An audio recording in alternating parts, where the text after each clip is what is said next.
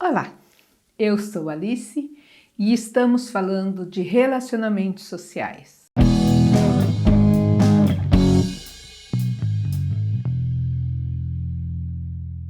Você já prestou atenção em como está difícil viver nos dias de hoje? Neste período de pandemia, de medo, de tantas mortes, de distanciamento social, de protocolos de higiene, né? Falta de abraço, falta de beijo. O ser humano ele já tem uma séria dificuldade de viver o momento e de planejar o futuro. A gente vive muitas vezes no passado, relembrando, né? Às vezes a infância nem foi tão boa, mas aí quando você é adulto, aí você começa a pensar: ai, como era bom brincar na rua, né? Não lembra que faltava comida, ou que não tinha tempo para ver a família, não tinha passeio, não se ia cinema, né? Minha infância foi assim, não brincava na rua, eu já trabalhava desde cedo na oficina da minha mãe, ia para a escola, mas é comum a gente pensar assim, ai, no meu tempo, na minha infância, né, a gente subia na árvore para pegar fruta, hoje em dia não tem mais árvore, a gente vive muito no passado. E por essa questão de nós, seres humanos, ficarmos muito apegados ao passado, até a coisas que nós não vivemos, né? A gente vê um movimento aí querendo voltar com a ditadura, com a AI-5. Quem está fazendo isso, quem está propondo isso, não viveu essa época. E não vai dizer que, mas está lá no livro de história, não. Porque o livro de história ele é tendencioso, né? Ele só conta uma parte, ele não conta outro lado. Conversando com as pessoas que sofreram tortura durante o período, ela vai contar a parte dela. Se você conversar com os ditadores, eles vão contar a parte dele. Difícil ter ideia de um todo. Mas, né, se hoje não está bom, então vamos voltar ao passado. Porque projetar o futuro é muito difícil.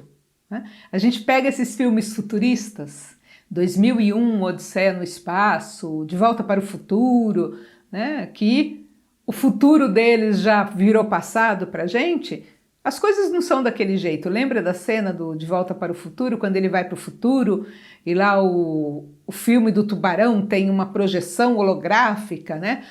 Tem carro voador, não lembro exatamente em que ano aquilo, mas já passou e não foi deste jeito, né? Não aconteceu assim. Então projetar futuro é mais difícil, então a gente se apega ao passado. E esquece que no passado teve coisas ruins, teve dificuldades, não, a gente pega as coisas boas, né? Você tem, os filhos cresceram, e aí as mães falam assim, ai, que saudade do meu bebezinho quando era pequenininho, e não lembra a tortura que foi, fralda, cólica, doença, ensinar a andar, aquela dependência o tempo inteiro, aquela necessidade de atenção, né, que você tinha o tempo inteiro, os machucados, as caídas, como era difícil acompanhar a escola, alfabetizar, fazer lição de casa, a gente esquece, fica só com o bonitinho, o bebezinho, o colinho, tá? O certo, o ideal seria que a gente vivesse muito bem o hoje, para dizer assim, eu pelo menos acho que eu consegui isso em relação aos filhos, porque eu digo assim, foi ótimo quando eles eram bebezinhos, quando a gente jogava videogame junto, quando eles eram crianças, quando fazia lição, quando todo programa a gente fazia junto, viajava junto. Agora não, agora é cada um pro seu lado e às vezes é até difícil de juntar. Mas eu não queria voltar de quando eles eram bebezinhos, porque meu marido trabalhava e estudava, eu que tinha que cuidar sozinha, não era fácil cuidar de 3, não era fácil olhar, tinha dia que não dava, faltava muita coisa em casa, as condições financeiras eram piores do que são hoje, então era muito sacrifício sair, não poder comprar um iogurte, uma balinha, ou ser tudo muito regrado. Não quero voltar.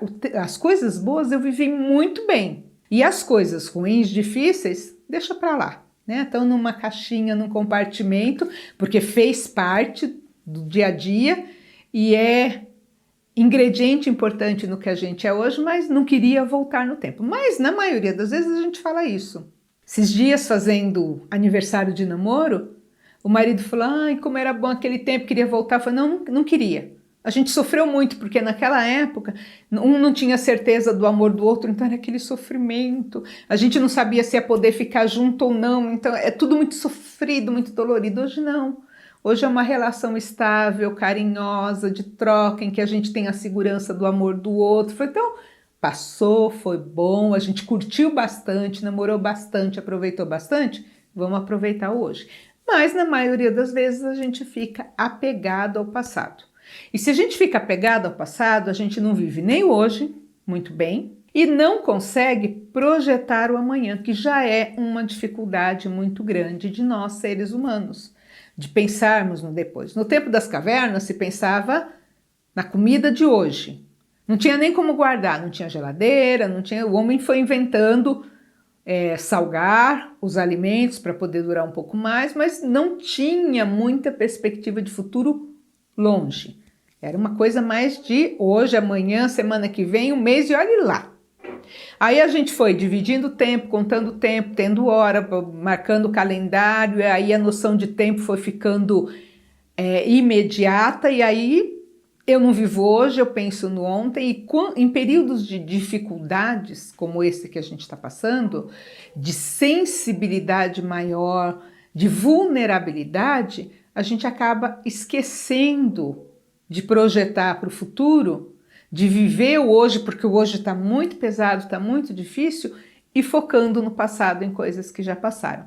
E aí as coisas vão acontecendo à nossa volta, né? Politicamente, no âmbito educacional, no âmbito mundial, e a gente acaba não percebendo, né? Não participando, não se posicionando em relação a tudo que vai acontecendo, porque eu estou presa lá no passado, eu não estou conseguindo viver o hoje.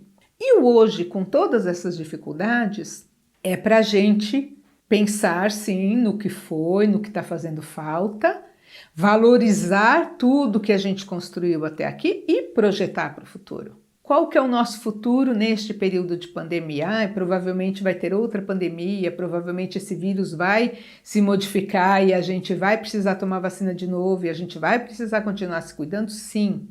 Mas vai ter um momento em que as pessoas vão ser vacinadas, né? Porque a ciência vai evoluindo, que a gente vai poder voltar a ficar mais próximo daqueles que a gente ama. Esse período agora serve para a gente repensar a rotina, repensar o modo de trabalho, né? O mercado de trabalho está mudando por conta disso, descobrindo que o trabalho remoto pode sim ser produtivo, que economicamente pode ser mais viável do que você locar um espaço, ter os funcionários, bater cartão de ponto, né? Está desencadeando nas empresas e nos trabalhadores uma outra forma de vivenciar o mercado de trabalho. Está dando possibilidade de desenvolvimento na área da educação até para aproximar um pouco mais a realidade das áreas mais vulneráveis com as opções tecnológicas que a gente tem aí à disposição no mercado e que precisam ser mais popularizadas, precisam ser mais acessíveis. Então está provocando este repensar no modelo de educação. Precisa da escola o tempo todo? Dá para fazer de outra maneira? Tem que ter escola, mas se a gente tiver acesso à tecnologia, a coisa vai evoluir mais rápido, né? Então este repensar está mostrando para a gente as vulnerabilidades da educação de crianças que, se não tiverem a escola, passam fome, de famílias que, se não trabalharem informalmente, se não venderem, vão passar fome, estão passando fome. Então, o momento, ele é para refletir, ele é para ser vivido, ele é para desencadear em nós desejos de participação, ele é para a militância também, política, pública, né? De lutar por políticas inclusivas na educação, na assistência, no mercado de trabalho, para a gente qualificar melhor essa nossa sociedade. E para fazer isso, tem que projetar para o futuro. O que eu faço com essa informação hoje? Se eu não me comprometer com alguma coisa do futuro para mudança, se eu não me comprometer a participar dos movimentos, participar dos estudos dentro do meu âmbito de trabalho, de atuação, né? Mas para que os processos sejam mais igualitários, mais acessíveis. E a pessoa que está dentro dos serviços de acolhimento, em situação de vulnerabilidade, ou mesmo quem está lá na favela, nas comunidades, ela está mais presa ainda a esta questão do hoje, porque ela não sabe se ela vai comer hoje, ela não sabe se ela não comer hoje, se ela vai acordar amanhã, se ela vai estar viva amanhã. Não sabe qual vai ser o futuro dos seus filhos, que não está indo para a escola, que não está recebendo alimentação, que está passando fome e que isso está comprometendo a capacidade cognitiva dele de aprender e vai interferir no futuro. Se sobreviver, vai ser uma sobrevivência mais sofrida do que a que estava prevista antes. Dentro dos centros de acolhida ou no contato com a população em situação de rua, é muito fácil a gente perceber esta desvinculação com o tempo. A pessoa que já está há algum tempo na situação de rua, ela acaba perdendo a noção de que dia é hoje, de que mês, de que ano, aí perde um pouco a noção de passado, não faz nenhuma projeção para o futuro, porque hoje ela está preocupada se ela vai comer, se ela vai dormir em algum lugar, se ela vai ser agredida na rua, se ela vai acordar ou não. Então vive muito hoje, mas vivendo de uma forma sofrida. Então é um sofrimento extremo que faz com que a pessoa se desligue, que faz com que ela procure se anestesiar do ambiente, por isso o alto grau de uso de álcool, de entorpecente, né, para anestesiar e não perceber e conseguir viver com aquela realidade sofrida, dura, massacrante que está vivendo naquele momento, sem perspectiva de futuro. E, inclusive, elas se esquecem do passado. Porque como que eu vivo hoje em situação de rua? Como que a pessoa vai viver hoje em situação de rua? Se ela ficar lembrando o tempo inteiro que ela já teve casa, que ela já teve trabalho, que ela já teve família, que ela já teve a comida, que ela já decidiu o que ela queria. O sofrimento aumenta. Então, se faz todo um esforço para esquecer, para deixar aquilo num lugar inacessível para conseguir sobreviver hoje. Viver hoje e não ficar louco, literalmente. Né? Por isso que também os casos de transtorno na rua são muito constantes. A gente costuma dizer, quem trabalha na área, que mulher nos serviços de acolhimento, quando entram dentro do serviço, estão num sofrimento extremo já. Normalmente ela já está com a saúde comprometida, então, porque tem doenças venéreas ou porque tem marcas de agressão, né? E um comprometimento mental muito grande, porque a maioria, né, das mulheres tem essa coisa de tentar segurar as pontas sozinha. A gente vê nas famílias, né, que a mulher é a líder.